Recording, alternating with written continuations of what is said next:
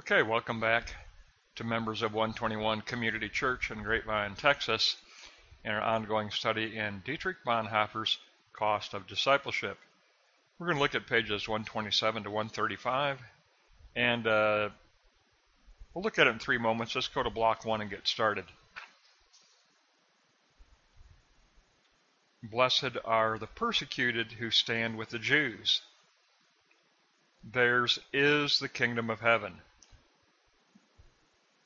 because they stand by those who have been offended, because these disciples gather for the fellowship at Golgotha, the fellowship of the cross. This is where the fellowship of the Beatitudes takes place. Now, I love that statement. For Dietrich Bonhoeffr, the Beatitudes can only be understood at the foot of the cross. Only at the foot of the cross. So it's a very powerful statement that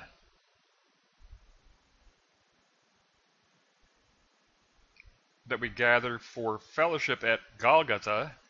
We gather for fellowship at the cross because that is where the fellowship of the Beatitudes takes place. The fellowship of the Beatitudes, we are blessed when we are reproached for the sake of Christ. The Jews suffer insult, violence, and slander by the Nazi regime, but Christ calls those who stand with them blessed. Any who stand with them, any who try to protect them, they are called by Christ blessed. The visible community of the cross, Matthew 5:16. Let your light shine before men, that they see your good works, which glorify your Father in heaven. Bonhoeffr says, and again, he's teaching his students at his underground seminary. Remember the context at all times. These are lessons from the illegal underground seminary that Bonhoeffr was leading. So we learn here, let your light shine before men, that they see your good works which glorify your Father in heaven. We are summoned to the cross, to a life of grace and sacrifice, for the sake of the poor, for the sake of the weak, for the sake of the outcasts. Meaning, in Bonhoeffer's time, the persecuted Jewish people.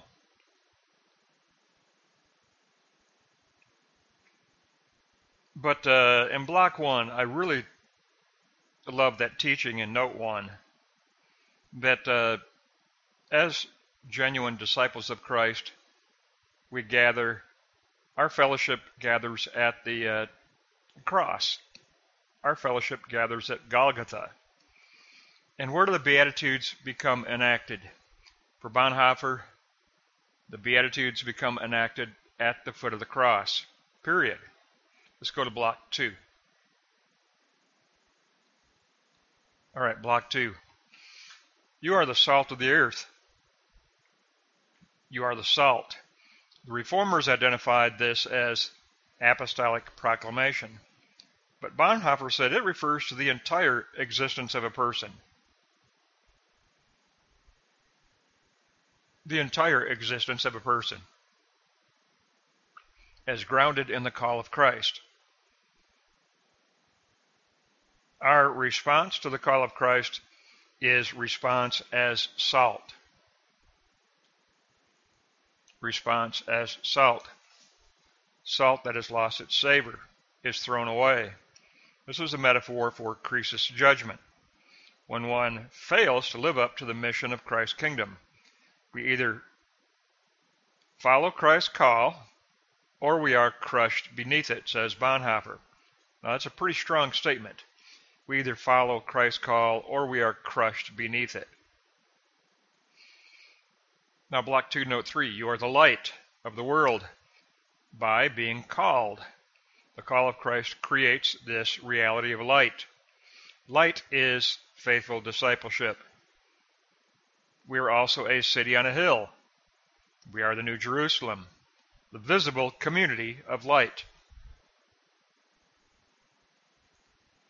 Bonhoeffr is telling his students at his seminary in Nazi Germany that we must be a visible community of light in protecting the persecuted Jewish people, in saving the Jewish people from being slaughtered, from being persecuted, hated, beaten, and slaughtered.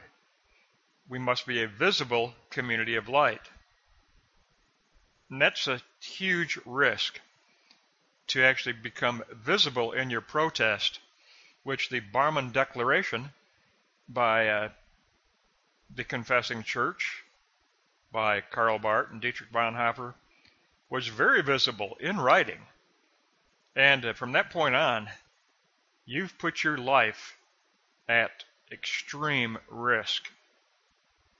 It did cost Dietrich Bonhoeffr his life. But he did, along with Karl Barth, posit a visible protest to Nazi Germany. So, in 1 and 2, we learn that blessed are all those who stand with the persecuted Jews.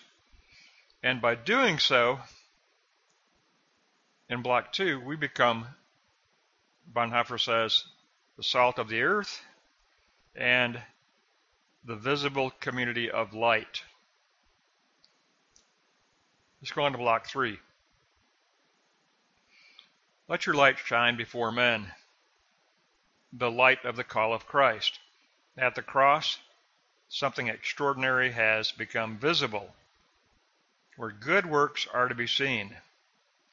And I love this. This is really, I think you could call number 4 here in block 3 the title of the whole lesson.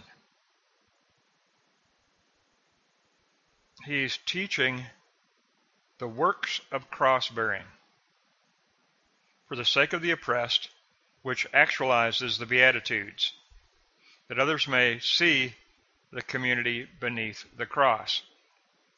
Where does the church gather? Where is the church to be seen? How is the church to be seen? As a community beneath the cross. Absolutely powerful. Let's do a quick recap here. Now in block 1, it's got to be note 1. I love note 1. Theirs is the kingdom of heaven, because they stand by those who have been offended, because these disciples gather for the fellowship at Golgotha. This is where the fellowship of the Beatitudes takes place. The fellowship of the Beatitudes takes place at Golgotha, at the foot of the cross. Now, block 2.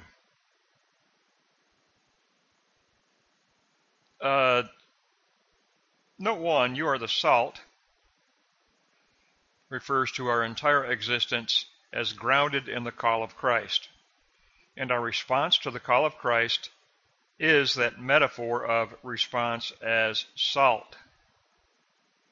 And then block 2, note 3, you are the light. Because we are called by Christ, the call of Christ creates spiritual light. And it is our response of what? Faithful, costly discipleship. Light is faithful, costly discipleship. Remember, for Bonhoeffr, there's cheap grace, which does not include repentance, and then there's costly grace, which is faithful, costly discipleship. And that's what he's saying here, is that we gather at the foot of the cross for that type of discipleship. And then block 3, it's got to be from note 3 on. Our good works are to be seen as works of cross-bearing for the sake of the oppressed by actualizing the Beatitudes.